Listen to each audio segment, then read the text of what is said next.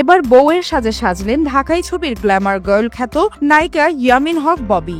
লাল শাড়ি আর নজরকাড়া গহনা পরে এফডিসিতে হাজির হয়েছিলেন এই অভিনেত্রী। এভাবে তাকে বউয়ের সাজে দেখে অনেকেই জানতে চাইছিলেন বিয়ে করলেন কবে, যদিও জবাবে তিনি জানালেন ভিন্ন কথা। ববি বললেন বর পেলেই বিয়ে, আর বউয়ের সাজে রহস্য জানাতে গিয়ে দিলেন নতুন ছবির খবর। মূলত বউ নামের নতুন একটি সিনেমায় যুক্ত হয়েছেন ববি। এটি নির্মাণ করছেন পরিচালক কে.এ. নিলয়। ছবিতে অভিনেতা ডি.এ. তায়েবের সঙ্গে জুটি বেঁধেছেন ববি।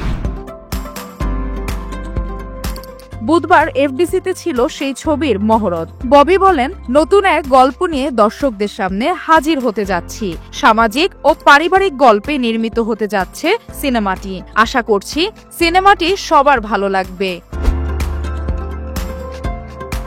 ছবিটি নিয়ে পরিচালক কে.এ. নিলয় জানান, চলতি মাসের শেষে বউ সিনেমার শুটিং শুরু হবে। টানা শুটিং করে দ্রুত শেষ করা হবে দৃশ্য ধারণের কাজ। নতুন বছরের মাঝামাঝিতে প্রেক্ষাগৃহে মুক্তি পাবে ছবিটি।